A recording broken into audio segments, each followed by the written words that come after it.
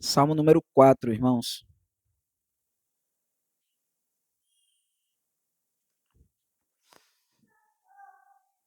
Vamos fazer a leitura do Salmo 4, diz assim a palavra do nosso Deus.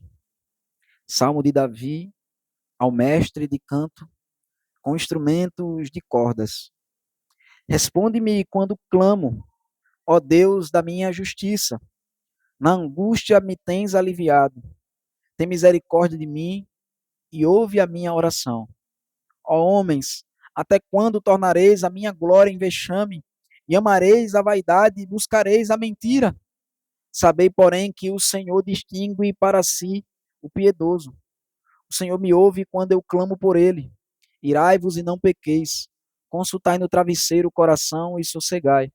Ofereceis sacrifícios de justiça e confiai no Senhor. Há muitos que dizem: quem nos dará a conhecer o bem? Senhor, levanta sobre nós a luz do teu rosto. Mais alegria me puseste no coração do que a alegria deles, quando lhes há a fartura de cereal e de vinho. Em paz me deito e logo pego no sono, porque, Senhor, só tu me fazes repousar seguro. Amém, irmãos. Vamos orar mais uma vez, pedir pela graça e misericórdia do nosso Deus. Senhor Deus, nos ajuda, Pai, em nossas fraquezas e falhas, para que possamos ouvir a tua santa voz, Senhor, poderosa, sendo falada aos nossos corações, Senhor. Que louvado seja o teu nome, Deus. O Senhor não depende de nós, Deus. Não depende das nossas capacidades, Pai. O Senhor pode ordenar ao nada, meu Deus, e o nada te obedece. O Senhor pode ordenar a morte, que ela entregue aqueles que lhe pertencem. O Senhor também é capaz, meu Deus, de resplandecer em nossos corações, meu Deus, através da tua palavra, no evangelho do teu filho Jesus Cristo, Pai. Nós pedimos para que o Senhor possa fazer essa obra poderosa, Pai, em nossas vidas, através da tua palavra, Senhor, o Senhor nos fortalecer, para que possamos enxergar, meu Deus, as maravilhas do teu santo evangelho e a necessidade que temos, meu Deus, de sermos transformados e vivermos em conformidade com ele, Senhor. Nos abençoa a vida, Pai, trabalhe em nossas almas, meu Deus, para que nossos corações possam ser, meu Deus, conforme a tua santa vontade, meu Pai. Nos abençoa. Em nome do teu filho amado Jesus, tem misericórdia de nós. Amém. Irmãos, nós temos observado no livro dos Salmos, a gente terminou de meditar na introdução dos Salmos, na semana passada a gente meditou no Salmo 2, né? Meditamos então no primeiro e no segundo Salmo, o Salmo de número 3 a gente já tinha meditado anteriormente nele, e agora então a gente volta a meditar mais uma vez no primeiro livro dos Salmos, né? O Salmo de número 4, que muitas pessoas vão dizer que está no mesmo contexto do Salmo número 3, né? No Salmo número 3 ele fala exatamente o momento no qual Davi escreveu esse salmo, que foi no momento que ele estava sendo perseguido pelo seu filho Absalão. Alguns comentaristas vão dizer que o Salmo 4 ele foi escrito nesse mesmo contexto. Por quê? Porque o Salmo 4 ele termina justamente dizendo que ele em paz se deita e logo pega no sono, que é a mesma coisa que Davi havia falado no versículo 5 do Salmo número 3. Ele diz: deito-me e pego no sono. Então, essa referência, eles dizem que é o mesmo contexto. Nós não sabemos se é exatamente esse mesmo contexto. O que a gente sabe é que Davi, de fato, está sendo perseguido. O que faz realmente a gente poder pensar que talvez seja no mesmo contexto é que o Salmo número 3 ele dá uma ideia mais de urgência, ou seja, talvez tenha sido no primeiro momento em que Davi ele estava fugindo, talvez até mesmo enquanto ele caminhava, ele ia compondo aquele salmo, enquanto ele fugia de seu filho. No Salmo 4 já dá uma ideia de que há um descanso maior. O salmista ele já possui uma angústia muito menor no coração do que no Salmo número 3. A gente vê que Davi ele começa um salmo clamando para que Deus o responda. E de fato há uma súplica, há uma certa questão de desespero, se assim a gente puder dizer, né? Porque ele diz: Senhor, responde-me quando clamo, ó Deus da minha justiça. Mas se a gente for comparar com o Salmo número 3, o Salmo número 3 é muito mais enfático. Né? No Salmo 3 ele diz: Senhor, como tem crescido o número dos meus adversários, são numerosos os que se levantam contra mim. Então parece que o coração do salmista está mais calmo, está um pouco mais calmo no Salmo número 4. Mas ainda assim, ele clama por Deus e necessita que Deus escute a sua oração. Ele diz: responde-me quando clamo, ó Deus da minha justiça. E quando a gente lê aqui, pode dar uma ideia inicial de que Davi, ele está falando que ele merece, ó Deus, o Senhor é justo, então o Senhor precisa me defender porque eu estou na minha justiça, eu estou no meu direito, eu estou correto. Mas se a gente continuar lendo o mesmo versículo, a gente vai ver que ele diz: na angústia me tens aliviado, tem misericórdia de mim e ouve a minha oração. Então, o fundamento do clamor de Davi não é a sua própria justiça. Ele não está dizendo, eu sou justo, então o Senhor vem e me socorre. Nesse salmo ele diz que o fundamento da sua busca, do seu clamor a Deus, é justamente a própria misericórdia de Deus. Ele clama, Senhor, tem misericórdia de mim. Ele está dizendo que a justiça pertence a Deus. Irmãos, Deus é que é justo, é que é santo, é que é capaz de socorrer aqueles que o buscam. E ele busca a Deus como fundamento a sua misericórdia. E um dos argumentos que ele usa, ele diz: na angústia me tens aliviado. Ou seja, ele reconhece que em momentos anteriores Deus já o socorreu.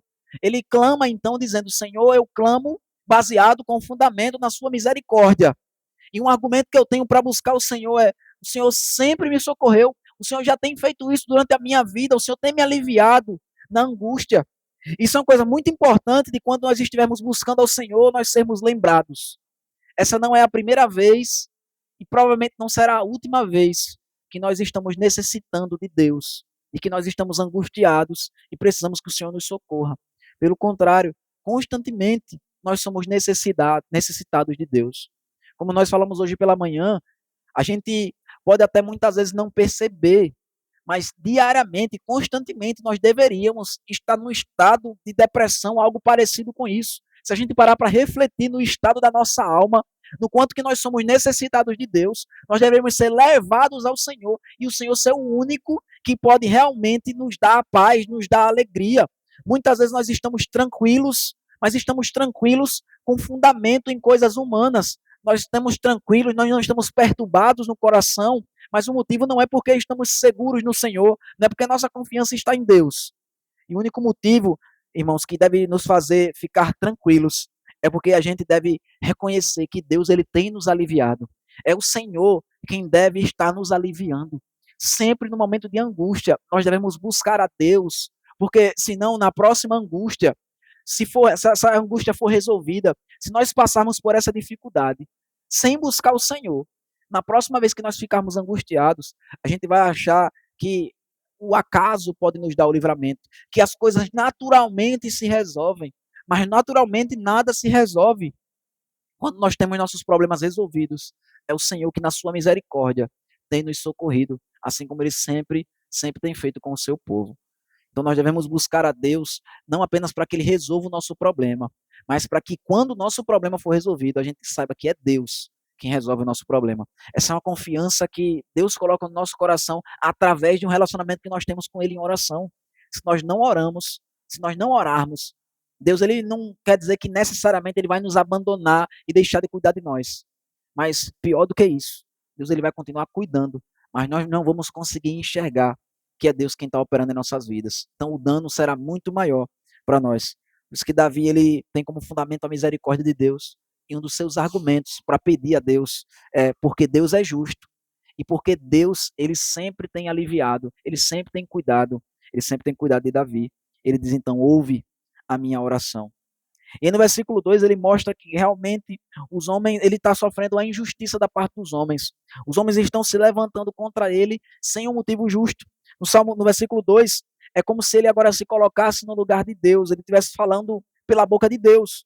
Ele diz, ó homens, até quando tornareis a minha glória em vexame e amareis a vaidade e buscareis a mentira? Veja que isso é um questionamento que flui no Salmo de número 2, daquilo que nós vimos no Salmo 2. Deus perguntando por que, que as nações se amotinam, por que, que os homens eles se juntam para combater Deus, por que, que os homens eles preferem estar derrotados desde o início para se levantar contra o Senhor. Aqui no Salmo 4 ele manifesta essa pergunta de uma outra forma, um pouco mais profunda, um pouco mais elaborada. Ele pergunta até quando? Até quando vocês vão continuar? Vocês vão continuar buscando, em vez de vocês estarem buscando a Deus e glorificando a Deus, vocês vão buscar a mentira e a vaidade. Veja, no Salmo 2 ele disse, por que é que os povos imaginam coisas vãs? Ou seja, ele fala apenas do vazio, da falta de significado que tem em nós buscarmos viver uma vida distante de Deus. Mas aqui no Salmo 4, ele vai um pouco além. Ele diz, não é apenas a vaidade que nós buscamos quando nós estamos virando as costas para o nosso Deus, mas é a própria mentira. Ou seja, é perverso quando nós não nos voltamos para Deus, quando o nosso coração não está buscando o Senhor, quando nossos pensamentos, nosso desejo não é glorificar a Deus. A gente está transformando a verdade de Deus em mentira. Como diz em Romanos capítulo 1, a gente está, em vez de estar dando glória ao Criador, a gente está dando glória à criatura, porque a gente está vivendo com fundamentos apenas humanos. A gente está vivendo baseando nossa vida como se o aqui e o agora fosse tudo. E ele pergunta então, até quando a gente vai viver dessa forma? Até quando os homens vão viver dessa forma? Veja, é por conta dos homens simplesmente fazerem isso. Eles não necessariamente surgiu no seu coração o desejo pela perversidade pior que existe na nossa imaginação. Eles simplesmente buscaram a vaidade. E a consequência disso, com o passar do tempo, os homens que começam apenas buscando a vaidade, apenas buscando viver uma vida mansa e tranquila aqui, eles vão continuar a sua vida, eles vão progredir a sua vida, se afundando cada vez mais na perversidade. É exatamente isso que a Bíblia fala a respeito de Sodoma e Gomorra. Quando a gente se lembra de Sodoma e Gomorra, nós nos lembramos logo da perversidade sexual, nós lembramos logo do homossexualismo que era praticado ali naquela cidade. No entanto, se nós lermos no livro de Ezequiel, ele falando sobre Sodoma e Gomorra, ele vai dizer que o pecado deles era simplesmente querer viver uma vida mansa, tranquila, pacífica. Simplesmente ter as suas coisas e satisfazer o seu coração nas coisas que eles possuíam. O pecado da homossexualidade, os pecados que surgiram desses começaram simplesmente com esse sentimento de vaidade, em eles buscarem simplesmente aquilo que o seu coração deseja, em coisas aparentemente inofensivas. Mas o pecado ele sempre vai se desenvolver, ele sempre vai querer progredir em nossa vida, em nossos corações. Então, da mesma forma, os homens que começaram com pensamentos vãos, agora eles buscavam perseguir e matar o ungido do Senhor, que era Davi.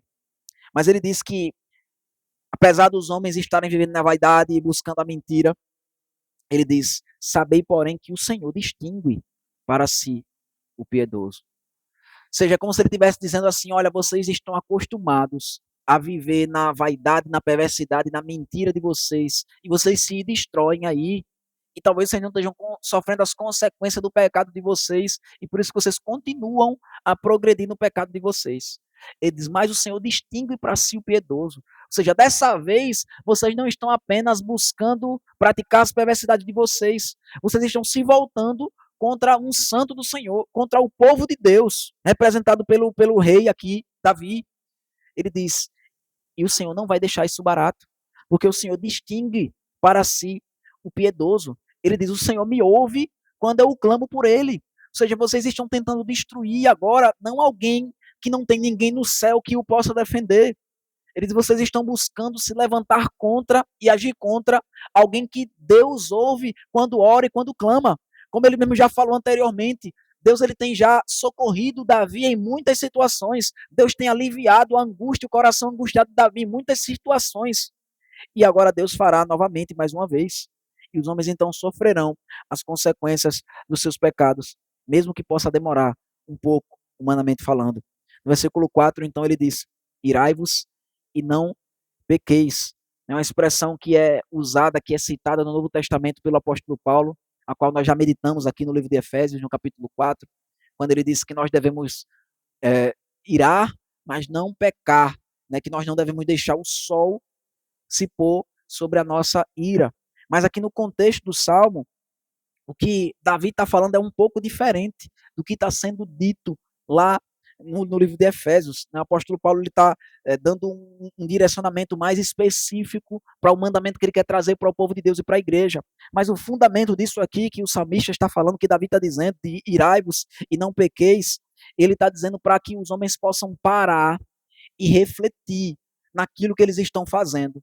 Eles possam ser lembrados da existência de Deus. Eles possam contemplar o Deus contra o qual eles estão se levantando.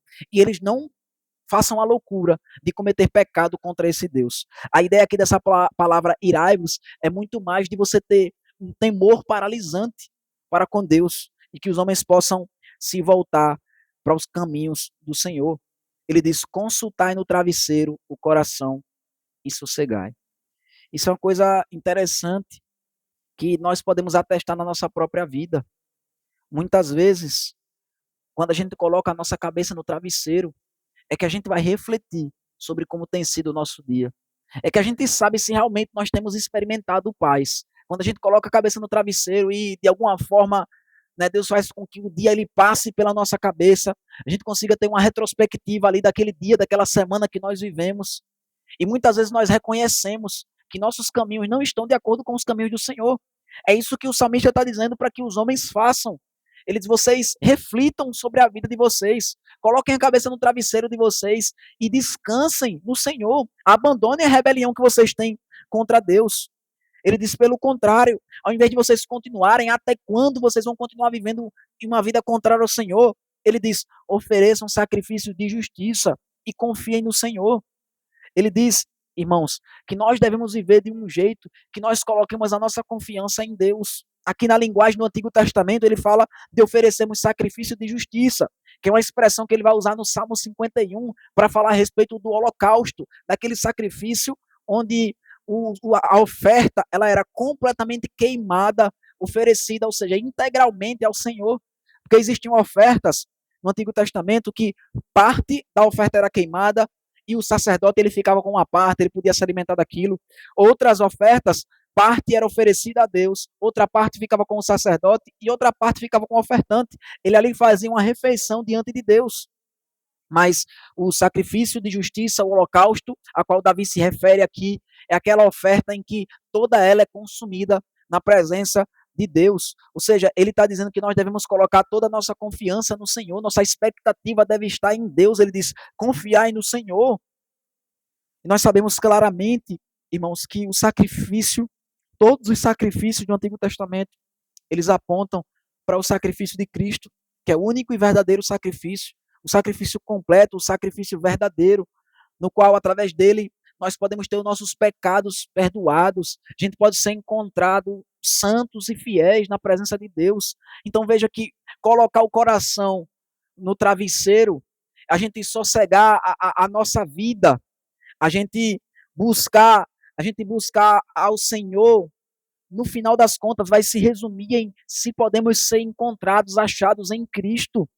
Veja, uma pessoa que coloca Cristo para ser o centro de sua vida, ela vai viver exatamente dessa forma que o salmista relata, que é como está o seu coração diante de Deus, e vai viver de modo oposto a essa forma que os ímpios têm se colocado, se levantando contra Deus.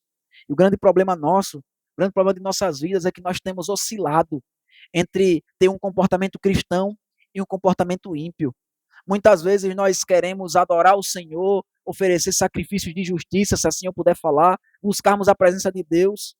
Em outros momentos, o nosso coração se revolta contra Deus. Nós somos achados entre aqueles que estão buscando vaidade, entre aqueles que estão buscando a mentira. Ao invés de buscarmos o Criador, estamos buscando a criação. Mas ele diz, olha, muitos vivem dessa forma, buscando a criatura em vez do Criador. Muitos, eles se iram e pecam. Muitos vivem na vaidade e na mentira, porque eles dizem, veja, ele fala no versículo 6, muitos dizem, quem nos dará a conhecer o bem? Ou seja, muitos, eles perdem a esperança de que podem realmente alcançar algo nessa vida. E de fato, irmãos, essa vida ela é desesperadora. Eu e vocês, em muitos momentos da vida, a gente vai poder olhar para as coisas que estão ao nosso redor e parece que a vida não faz sentido, parece que não vale a pena nós vivermos, porque parece que a vida ela é completa de injustiças, de angústias, que é uma loucura esse mundo.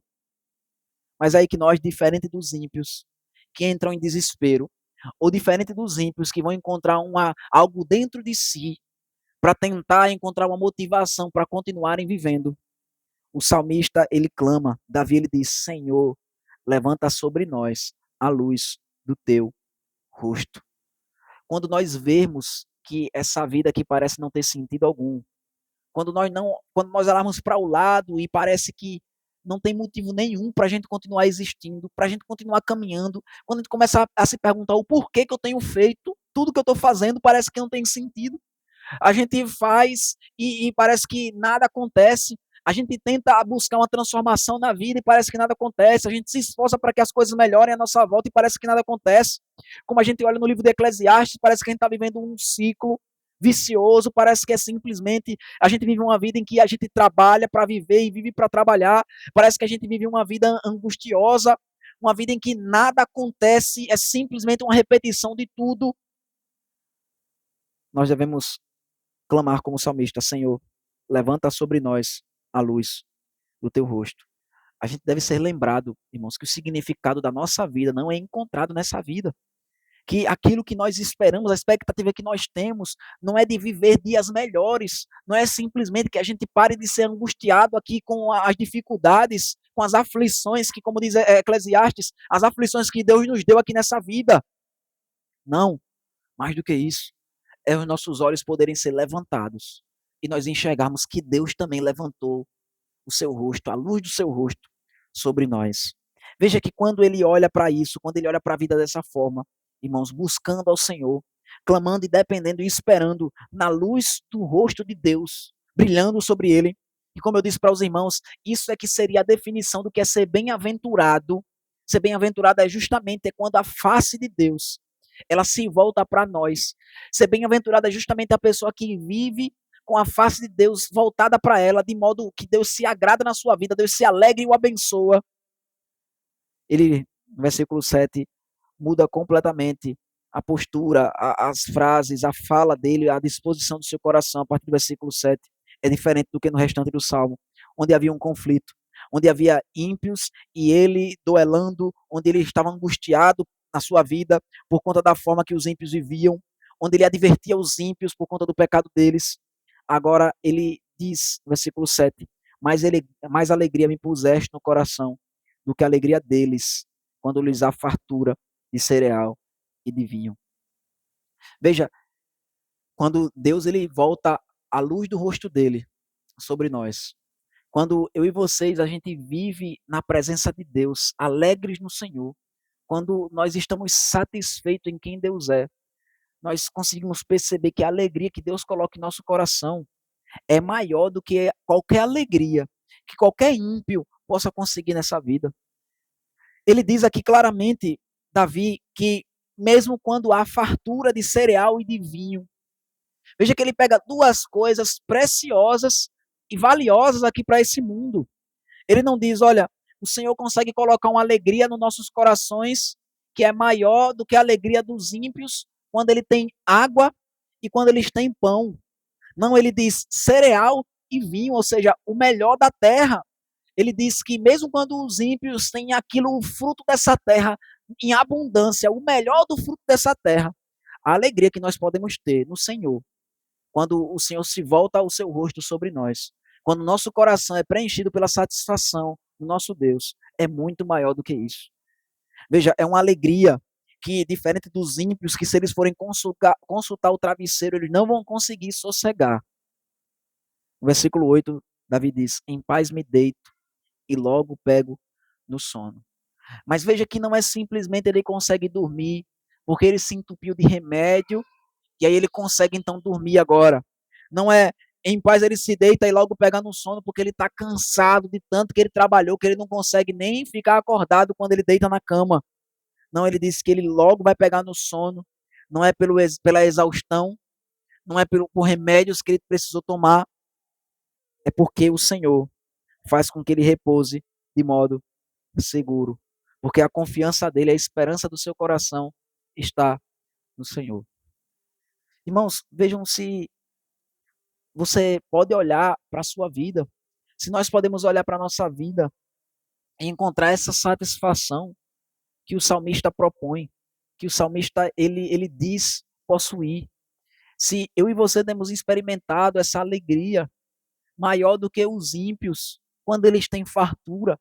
E veja, ele não diz, olha, Deus está me dando a fartura igual ele está dando a fartura para os ímpios. Ele não está dizendo que a gente precisa estar na fartura para a gente poder se sentir feliz. Ele não diz que algo precisou ser dado a ele, o problema já foi resolvido aqui. Pelo contrário, irmãos, ele ainda está orando, ele ainda está clamando ao Senhor. ele ainda tem os mesmos motivos que ele tinha no começo do salmo para dizer: Senhor, eu preciso que o Senhor responda a minha oração, eu preciso que o Senhor continue aliviando meu coração como o Senhor já fez no passado, eu preciso que o Senhor me livre desses adversários que eu tenho, eu preciso que o Senhor me salve, me dê a libertação. Mas ainda assim, mesmo antes de receber a libertação, mesmo antes das circunstâncias mudarem, o que Davi precisava, ele já conseguiu. O que Davi precisava era que o seu coração fosse transformado, era que a angústia da sua alma passasse, mesmo que as circunstâncias à sua volta não mudassem. Ele conseguiu alcançar a paz no seu coração. Ele conseguiu ser lembrado de que o que ele precisa, na verdade, ele já tem. Que Jesus Cristo, na cruz, que o sacrifício de justiça que ele ordena que os outros homens façam, ele já foi feito por ele. Jesus Cristo já morreu na cruz pelos seus pecados. E ao Deus levantar a luz do rosto sobre ele, que foi exatamente o contrário disso que Deus fez com Jesus Cristo na cruz do Calvário. Deus ele só pode levantar a luz do seu rosto sobre mim e sobre você hoje. Porque quando Jesus Cristo estava na cruz do Calvário, ele foi rejeitado pelo Pai. Seu pai virou as costas para ele. Seu pai o castigou completamente na cruz do Calvário. Para que eu e você, Jesus Cristo recebeu o que era nosso, a rejeição da parte de Deus, para que eu e você a gente pudesse receber o que pertencia a Cristo. Eu e você nós pudéssemos ser recebidos na presença de Deus, de modo que a nossa alegria pode ser completa, muito maior do que a alegria dos ímpios, quando eles estão fartos de todas as coisas, quando eles estão preenchidos de todos os seus bens. Louvado seja Deus, irmãos, e que nós possamos experimentar essa paz no Senhor Jesus Cristo. Amém? Vamos então cantar mais uma vez o Salmo de número 4.